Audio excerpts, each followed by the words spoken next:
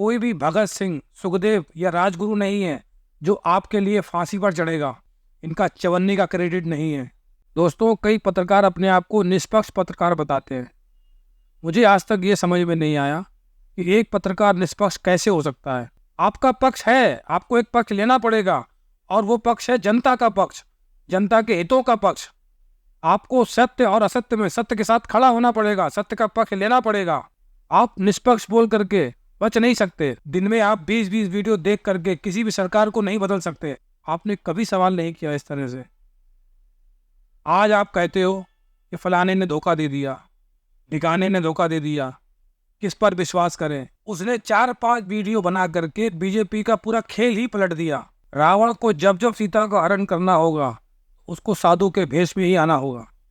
रावण कभी भी अपने असली रूप में आकर सीता का हरण नहीं कर सकता। अभी हाल ही में 4PM और 4PM के संपादक संजय शर्मा जी विवादों में गिर गए, और कारण रहा संजय शर्मा जी का लिए जाने वाला एकदम से U-टर्न। संजय शर्मा जी के 4PM चैनल ने पिछले कुछ सालों में बहुत तरक्की की। वे अपनी बेबाक पत्रकारिता के दम पर जनता का भरोसा जीतते गए, और जनता ने भी उनको अपना भरपूर समर्थन दिया। और फिर एक दिन संजय शर्मा जी ने अपनी लाइन बदल दी और अडानी के गुणगान करने वाला एक वीडियो बना दिया। बस फिर क्या था, जनता का गुस्सा फट पड़ा और लोग 4PM को अनसब्सक्राइब करने लगे। हालांकि संजय शर्मा जी ये मानते थे कि जो जनता उनके अडानी प्रेम के वीडियो की आलोचना कर रही है वो उनकी जनता नहीं बल्कि 2 रुपल्ली वाले ट्रोल हैं, और उनके सब्सक्राइबर उनके साथ खड़े हैं। जबकि सच्चाई ये है कि संजय शर्मा जी के 4PM चैनल पर जहाँ पहले वीडियो अपलोड होते ही व्यूज़ की भरमार लग जाती थी, लेकिन आजकल उनके चैनल पर उस तरह के व्यूज़ नहीं आ रहे हैं। दोस्तों, आज के इस वीडियो में हम संजय शर्मा जी के बारे में कोई बात नहीं करने वाले हैं, बल्कि हम व्यूवर्स के उन सवालों के बारे में बात करेंगे जो संजय शर्मा और 4PM के U-टर्न लेने के बाद खड़े हुए हैं। और सवाल ये है कि किस पर भरोसा करें और किस पर भरोसा ना करें, और हर बार जनता को धोखा क्यों मिलता है। दोस्तों, इस सवाल का जवाब ढूंढने के लिए मैं आपको थोड़ा पीछे ले चलता हूँ। 2011 में अन्ना आंदोलन हुआ था। देश में बढ़ता हुआ भ्रष्टाचार इस आंदोलन का प्रमुख कारण था। इस आंदोलन में अन्ना हजारे, अरविंद केजरीवाल, किरण बेदी, कुमार विश्वास, बाबा रामदेव जैसे लोगों ने हिस्सा लिया था, जिन्होंने भ्रष्टाचार के मुद्दे पर देश की जनता को एक साथ जोड़ दिया। और जनता भी देश में हो रहे भ्रष्टाचार से बहुत परेशान थी। जनता ने भी इस आंदोलन में बढ़ चढ़ कर हिस्सा लिया।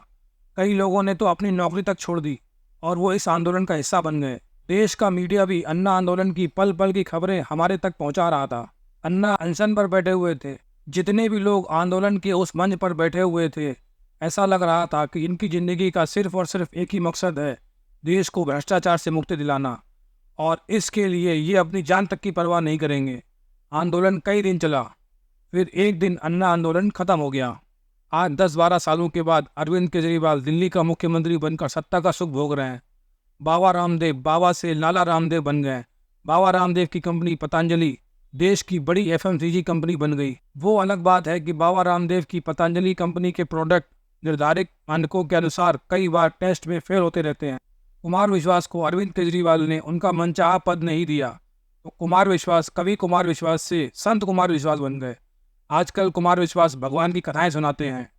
दोस्तों, हमारे देश में पैसा कमाने का सबसे अच्छा बिजनेस है लोगों की धार्मिक आस्था।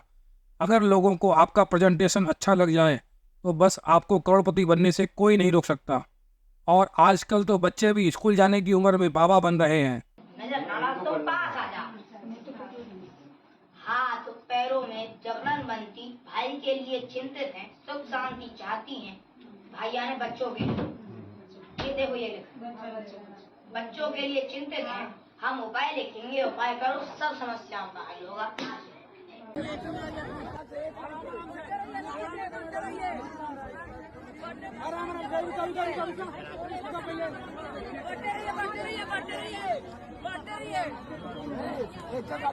राधे राधे। मुझे पता है अभी आप लोग मुझे कमेंट करेंगे, मोटे तू तो वृंदावन नस्सी भी चला जाता है, पर कोई बात नहीं, मुझे फर्क नहीं पड़ता कि जमाना क्या कहता है। खैर, इस बारे में डिटेल में फिर कभी बात करेंगे। अन्ना आंदोलन का एक महत्वपूर्ण चेहरा किरण बेदी कई वर्षों पहले बीजेपी में शामिल हो चुकी थी, और बीजेपी में शामिल होने के बाद किरण बेदी ने दिल्ली में अरविंद केजरीवाल के सामने चुनाव भी लड़ा था। उसके बाद वो चुनाव हार गई थी क्योंकि जनता में किरण बेदी का जादू नहीं चला। बीजेपी ने किरण बेदी को पांडिचेरी का गवर्नर भी बना दिया। आजकल किरण बेदी क्या कर रही हैं, इसके बारे में ज़्यादा जानकारी मुझे नहीं मिली। अन्ना आंदोलन के सबसे बड़े हीरो अन्ना हजारे उस आंदोलन के बाद इतनी गहरी नींद में सो गए कि मानो देश सतयुग के युग में वापस लौट गया हो। इतने सालों में अन्ना हजारे की एक आवाज़ भ्रष्टाचार के खिलाफ सुनाई नहीं दी। तो क्या देश से भ्रष्टाचार खत्म हो गया?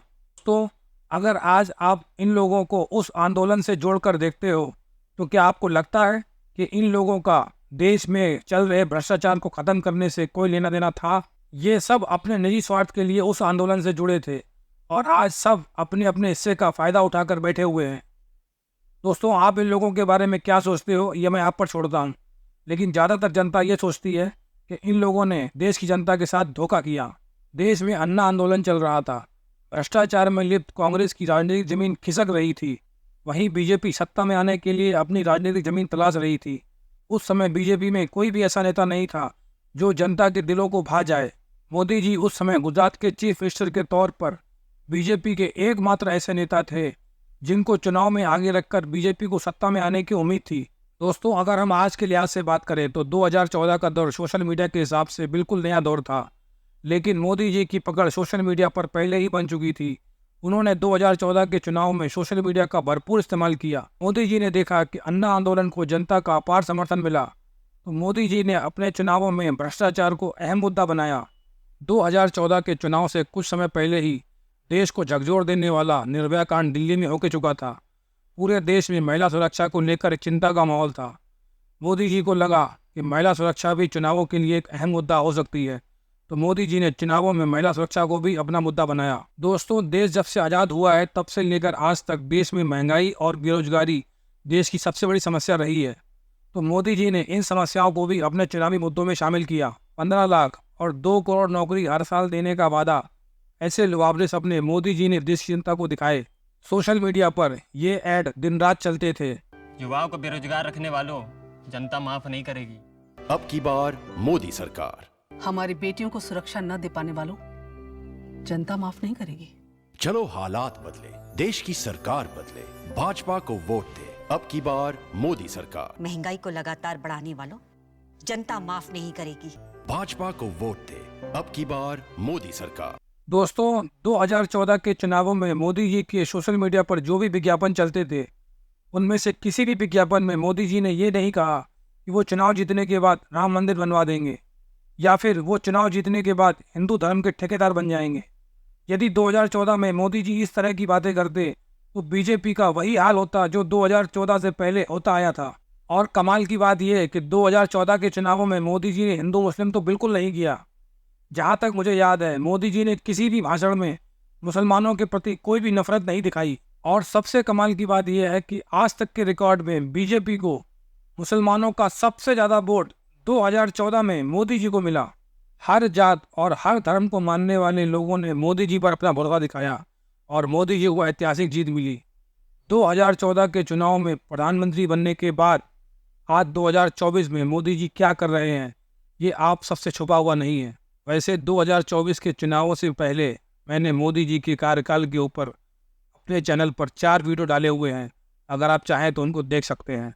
2014 में मोदी जी जिन वादों के साथ सत्ता में आए थे, क्या मोदी जी ने वो वादे पूरे कर दिए?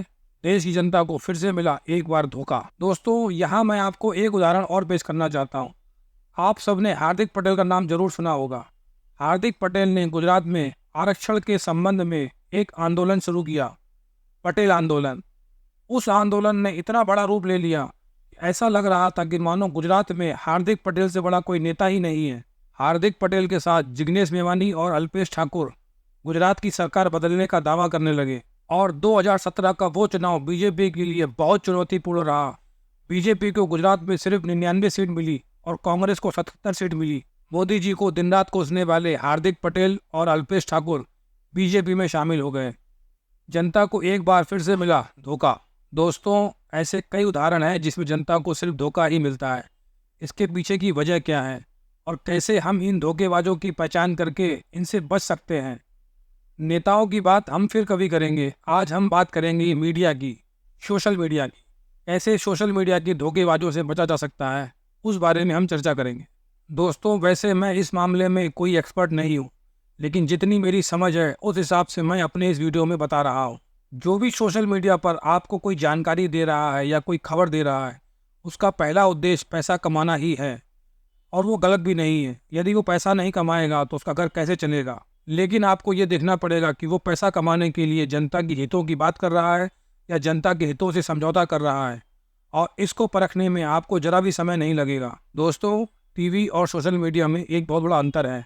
सोशल मीडिया में हम जिस किसी भी अपने पसंदीदा प्रोग्राम को देखते हैं, हमें उससे एक व्यक्तिगत जुड़ाव जैसा महसूस होता है, लेकिन टीवी में वो भाव नहीं होता है। और सोशल मीडिया के इन्फ्लुएंसर, यूट्यूबर भी अपने सब्सक्राइबर को अपनी फैमिली बताते हैं। आपने सुना होगा कई लोगों को ये कहते हुए कि आज हमारा परिवार इतने लाख का हो गया। हर यूट्यूबर की ये चाहत होती है कि वो कोई भी वीडियो डाले, उसके जितने भी सब्सक्राइबर हैं वो सारे के सारे उसका वीडियो देखें, और उस यूट्यूबर की ये जिम्मेदारी बनती है कि वो अपने व्यूवर्स के समय का ख्याल रखे। एक सब्सक्राइबर या एक व्यूवर एक ही तरह की दिन में 3-4 वीडियो से ज़्यादा नहीं देख सकता, और उस 3-4 वीडियो में भी उसको अलग अलग लोगों की वीडियो देखनी होती है। ऐसे में यदि कोई यूट्यूबर दिन की 20-20 वीडियो डाल रहा है तो उसको ये अच्छी तरह से पता है कि उसकी पूरी की पूरी वीडियो उसका कोई भी सब्सक्राइबर नहीं देख सकता। कैसे देखेगा? एक वीडियो, कोई भी खबर से जुड़ी हुई कोई भी वीडियो होती है, वो कम से कम 15 से 20 मिनट की होती है, और 20 वीडियो का मतलब हो गया दिन के 5 से 6 घंटे। जब उस यूट्यूबर को ये अच्छी तरह से पता है कि उसका कोई भी सब्सक्राइबर उसकी सारी वीडियो को नहीं देखने वाला, तो ऐसे में उस यूट्यूबर का उद्देश्य अपने सब्सक्राइबर तक अपनी बात पहुंचाना नहीं रह जाता। उसका उद्देश्य सिर्फ और सिर्फ ज़्यादा से ज़्यादा वीडियो डालकर व्यूज़ बटोरा जाए और उन व्यूज़ से पैसा कमाया जाए, बस यही रह जाता है। और ऐसे में कई बार वो कई ऐसी बातों को खबर बनाकर बेच देता है जो शायद खबर है ही नहीं। धोखेबाजों को पहचानने का सबसे आसान तरीका ये है कि वो अपने आप को सबसे ईमानदार बताते हैं। वो ये दावा करते हैं कि सूरज की रोशनी में टॉर्च लेकर भी ढूंढोगे तो उनके जैसा आदमी नहीं मिलेगा। सोने को कभी ये बताने की ज़रूरत है कि वो सोना है? आप कितने ईमानदार हो ये जनता को तय करने दो। सबसे कट्टर ईमानदार होने का दावा करने वाले से आपको धोखा नहीं मिलेगा, इस बात की संभावना बहुत कम है। दोस्तों, संघर्ष के दिनों में कई बार कोई व्यक्ति आर्थिक तंगी होने के कारण कुछ कंप्रोमाइज़ कर लेता है, उसको तो माफ़ भी किया जा सकता है। लेकिन वो व्यक्ति जिसकी तिजोरियां नोटों से भरी हों और वो ईमानदार होने का दावा करे, यदि ऐसा व्यक्ति कोई कंप्रोमाइज़ करता है तो उसको कभी माफ़ नहीं किया जा सकता। जैसे कोई भूखा अगर रोटी की चोरी करता है तो हमारा दिल एक बार उसको माफ़ करने का सोचता है, लेकिन वहीं दूसरी तरफ यदि कोई धन्ना सेठ कोई चोरी या बेईमानी करता है तो उसको माफ़ करने का बिल्कुल भी मन नहीं करता है। ऐसे व्यक्ति कभी भी अपनी गलती स्वीकार नहीं करते हैं, बल्कि हमेशा वो अपनी सफाई ही पेश करते हैं, और वो अपनी सफाई में ऐसे उल जलूल तर्क देते हैं जिनका वास्तविकता से कोई लेना देना नहीं होता है। दोस्तों, अपनी गलती मानने से कोई व्यक्ति छोटा नहीं हो जाता, और वो भी उन दर्शकों के सामने जिन्होंने आपको चांद पर पहुंचाया है। अगर आप अपनी गलती का स्वीकार भी कर लेते हो तो ये आपका बड़प्पन ही होता है। लेकिन ऐसे लोग अपनी गलती को कभी स्वीकार नहीं करते हैं, क्योंकि उनको लगता है कि वो एक ब्रांड है, और यदि उन्होंने गलती मान ली तो उनकी ब्रांड इमेज खराब हो जाएगी और इससे उनके व्यापार को नुकसान लगेगा। दोस्तों, सबसे अहम बात, आप जिस किसी भी YouTube चैनल को देखते हो उसमें से 80 से 90% चैनल सिर्फ और सिर्फ राजनीति की बात करते हैं। या तो कोई मोदी को गाली दे रहा है या कोई राहुल को गाली दे रहा है। क्या राजनीति के अलावा देश में और कोई मुद्दा नहीं है? लेकिन ये चैनल वाले जानते हैं कि यदि वो किसी और मुद्दे पर बात करेंगे तो उसके लिए उनको रिसर्च करनी पड़ेगी, फैक्ट जांचने पड़ेंगे, और इस तरह की वीडियो बनाने में समय भी लगता है और व्यूज़ भी कम आते हैं। तो वो YouTube चैनल आप दर्शकों की भूख शांत करने के लिए बिना मतलब के वीडियो बना कर आपके सामने परोस रहे हैं। दोस्तों, दिन में 20-20 वीडियो बनाना कोई बुरी बात नहीं है, लेकिन यदि आप 20 वीडियो बनाते हो तो कम से कम उसमें से 5 वीडियो तो ऐसे बनाओ जो देश के अन्य मुद्दों पर हों। लेकिन नहीं, आप दिन में 20-20 वीडियो एक ही टॉपिक पर बनाओगे तो आपके टाइटल कैसे होंगे? मोदी जाएंगे जेल, राहुल होंगे गिरफ्तार, 2 महीने में गिर जाएगी मोदी सरकार, संजय शर्मा नहीं रहे। ऐसे थंबनेल लगा कर ये YouTube चैनल आप दर्शकों को जबरदस्ती की खुराक दे रहे हैं। 20-22 वीडियो दिन में दिखा कर ये YouTube चैनल आप जैसे दर्शकों के अंदर गुस्सा और नफरत को बढ़ावा दे रहे हैं। देश में सरकार जो भी गलत काम कर रही है उसको सिर्फ वोट के माध्यम से बदला जा सकता है। दिन में आप 20-20 वीडियो देख करके किसी भी सरकार को नहीं बदल सकते। और ये बात वीडियो बनाने वाला भी अच्छी तरह से समझता है कि उसके द्वारा जो 20-20 वीडियो रोज बनाए जा रहे हैं उससे सरकार का एक बाल भी नहीं हिलेगा। ऐसे मीडिया संस्थानों का, चाहे वो टीवी मीडिया हो चाहे वो सोशल मीडिया हो, उनका मकसद सिर्फ और सिर्फ पैसा कमाना है। अगर आपको मेरी बात पे अभी भी यकीन नहीं होता है तो मैं आपको एक उदाहरण से समझाता हूँ। 2024 के चुनाव के समय ये सभी यूट्यूबर जो अपने आप को क्रांतिकारी और ईमानदार पत्रकार होने का दावा पेश करते हैं, इन्होंने सैकड़ों वीडियो बनाए होंगे। मोदी जी उस समय 400 पार का दावा कर रहे थे। आप इन सभी यूट्यूबर्स के पुराने वीडियो उठा कर देख लीजिए। हर कोई एक ही बात कहता था, 400 पार का दावा मोदी जी कर रहे हैं। 400 तो नहीं आएगी, लेकिन हाँ 300 तक तो आ जाएगी, वो भी सिर्फ और सिर्फ बीजेपी के दम पर। बड़े बड़े पत्रकार ये मान के चल रहे थे कि मोदी जी को हराना असंभव है। हाँ, कुछ पत्रकार हैं जो कह रहे थे कि मोदी सत्ता में नहीं आएंगे, लेकिन अगर आप उनके पुराने स्टेटमेंट उठा करके देखेंगे तो वो हर चुनाव में यही कहते हैं कि मोदी सत्ता में नहीं आएंगे, और फिर मोदी सत्ता में आ जाते हैं। तो उनकी बातों पे ज़्यादा विश्वास करने की ज़रूरत नहीं है। मैं उन लोगों की बात कर रहा हूँ जो थोड़ा सोच समझ करके बोलते हैं, जो थोड़ा एनालिसिस करके बोलते हैं। सारे के सारे लोग यही बात कर रहे थे कि हाँ सरकार बनना तय है, 400 नहीं आएगी तो 300-325 के आसपास आ जाएगी। आप किसी भी आदमी का पुराना वीडियो उठा करके देख लीजिए, कोई इक्का दुक्का ऐसे होंगे जो ये कह रहे थे कि सरकार नहीं बनेगी। फिर आया ध्रुव राठी, उसने 4-5 वीडियो बना करके बीजेपी का पूरा खेल ही पलट दिया। ध्रुव राठी के वीडियो गांव-गांव और शहर-शहर में देखे जाने लगे, और ध्रुव राठी के वीडियो में जो फैक्ट उसने बताए थे उसकी काट किसी भी गोदी मीडिया, सोशल मीडिया या बीजेपी के आईटी सेल के पास नहीं थी। दोस्तों, मैं आपको यहाँ ये बता दूँ कि मुझे भी यूट्यूब पर वीडियो बनाने की प्रेरणा ध्रुव राठी से ही मिली। अब मैं आपको एक बात बताता हूँ, जो जानकारी ध्रुव राठी ने अपने वीडियो के माध्यम से हम लोगों को दी, क्या वो जानकारी ये यूट्यूबर जो अपने आप को ईमानदार होने का दावा पेश करते हैं, जो ये दावा पेश करते हैं कि ये सत्ता से आंख में आंख डालकर सवाल पूछते हैं, क्या ये जानकारी ये यूट्यूबर्स, ये न्यूज़ एजेंसी, ये मीडिया हाउस हम जनता को नहीं दे सकते थे? क्या ये मीडिया हाउसेस वो इन्फॉर्मेशन जनता को नहीं दिखा सकते थे जो ध्रुव राठी ने दिखाई? दिखा सकते थे, लेकिन फिर भी नहीं दिखाई। क्यों नहीं दिखाई? क्या कभी आपने एज ए दर्शक, एक दर्शक के रूप में इन चैनलों से ये सवाल किया कि जो ध्रुव राठी जर्मनी में बैठ करके इस तरह के वीडियो बना रहा है, वो जानकारी आप लोग अपने वीडियो में क्यों नहीं देते हो? जबकि आपके यहाँ तो हर दिन के 20 से 25 वीडियो निकलते हैं, ध्रुव राठी तो 10 या 12 दिन में कोई एक वीडियो डालता है। अभी आपने ये सवाल किया? नहीं किया। और आपको मैं ये बता दूं कि इस तरह के वीडियो इन चैनलों ने, इन मीडिया हाउसेस ने आप तक क्यों नहीं पहुंचाए? क्योंकि इन तरह के वीडियो को बनाने के लिए काफ़ी रिसर्च करना पड़ता है, काफ़ी एनालिसिस करनी पड़ती है, और सबसे बड़ा खतरा इस बात का रहता है कि इस तरह के वीडियो में व्यूज़ नहीं आते हैं। दोस्तों, कभी आपने गौर से इस बात को सोचा कि सैकड़ों यूट्यूब चैनल जो दिन रात अपने आप को ईमानदार होने का दावा करते हैं, उनमें से किसी ने भी इस तरह का वीडियो बनाने की कोई हिम्मत नहीं की, और एक इंसान जो जर्मनी में बैठा हुआ है उसने 4-5 वीडियो डालकर पूरा खेल खत्म कर दिया। आपने कभी सवाल नहीं किया इस तरह से। आज आप कहते हो कि फलाने ने धोखा दे दिया, ढिकाने ने धोखा दे दिया, किस पर विश्वास करें, फलाना कब बिक जाएगा, कुछ पता नहीं।